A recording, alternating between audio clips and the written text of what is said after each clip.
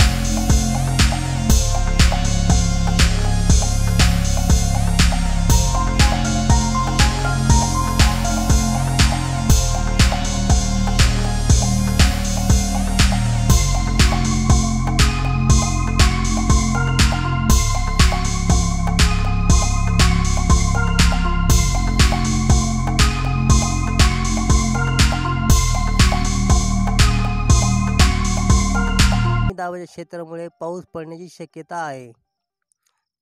त्यामुळे चक्रीवादळाचा पहिला टप्पा कमी दाब झोन असतो. तर मित्रांनो, महत्त्वाचे म्हणजे या चक्रीवादळाचा पहिला टप्पा कमी दाबचा झोन असतो. तथापि कमी दाबाचे प्रत्येक क्षेत्र चक्रीवादळामध्ये रूपांतरित होणारच असे नाही. उल्लेखनीय आहे की ऑक्टोबरमध्ये बंगालच्या उपसागरात अनेकदा चक्रीवादळ येते. तर महत्त्वाचे तुम्हाला सांगायचे म्हणजे ऑक्टोबर महिन्यात बंगालच्या उपसागरात हमेशा चक्रीवादळ येतात. ऑक्टोबर महिन्यातच फक्त. व ऑक्टोबर 2013मध्ये आणि 2014मध्ये फायलिन आणि हुदहुद हे चक्रीवादळ आले. या दोन्ही वादळांनी ओडिशा आणि आंध्र प्रदेशच्या किनारपट्टी भागात मोठ्या प्रमाणात विनाश केला होता बघा.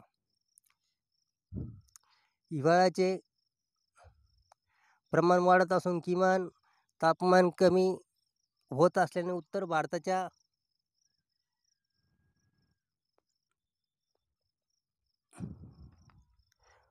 भारताच्या मैदानावरील वायू प्रदूषण वाढत आहे. अनेक शहरांमध्ये परिस्थिती चिंताजनक आहे.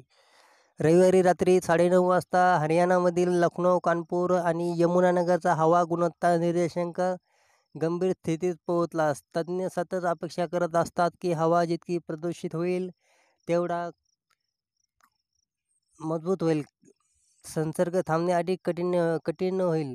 रविवारी हरियाणाच्या हद्दीत राजस्थानचे औद्योगिक शहर भिवाडी या देशात सर्वाधिक प्रदूषित झाले व रविवारी संध्याकाळी 5 वाजता SQI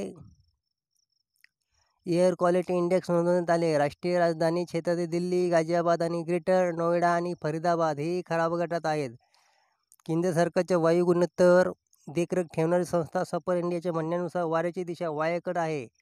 वाऱ्यासह स्टार्टरचा धूर दिल्ली एनसीपर्यंत पोहोचतो. हवामानाचा अंदाज जाहीर करणाऱ्या स्कायमेट या खासगी एजन्सीने म्हटले आहे की येत्या 2 ते 3 दिवसात उत्तर मध्य प्रदेश, राजस्थानातील जवळपास सर्व भाग आणि उत्तर प्रदेशच्या काही भागातून मान्सून परत जाण्याची शक्यता आहे. तथापि उर्वरित मध्य भारत आणि पूर्वेकडील आणि ईशान्येकडील तर महत्त्वाचे म्हणजे हिवाळ्यात मित्रांनो प्रमाण वाढत असून किमान तापमान कमी होत असल्याने उत्तर भारताच्या मैदानावर वायू प्रदूषण वाढत आहे. अनेक शहरांमध्ये परिस्थिती चिंताजनक आहे. व रविवारी हरियाणाच्या हद्दीत राजस्थानचे औद्योगिक शहर भिवडी देशात सर्वाधिक प्रदूषित झाले. रविवारी संध्याकाळी 5 वाजता AQI एअर क्वालिटी इंडेक्स नोंदवण्यात आले. हवामान अंदाज जाहीर करणाऱ्या स्कायमेटने ह्या खासगी एजन्सीने म्हटले आहे की येत्या 2 ते 3 दिवसात हे उत्तर मध्य प्रदेश व राजस्थानातील जवळपास सर्व भागात, उत्तर प्रदेशच्या काही भागातून मान्सून परतला जाण्याची शक्यता आहे. तथापि ईशान्येकडील राज्यामधून त्याची माघार काही काळ लटकू शकते. येत्या 24 तासात ईशान्य भारतात हलक्या ते मध्यम स्वरूपाचा पाऊस पडेल. तर मित्रांनो बघा, चक्रीवादळाचा पुन्हा धोका निर्माण झालेला आहे. 9 ऑक्टोबरला अंदमान समुद्रात तयार होऊ शकते कमी दाबाचे क्षेत्र.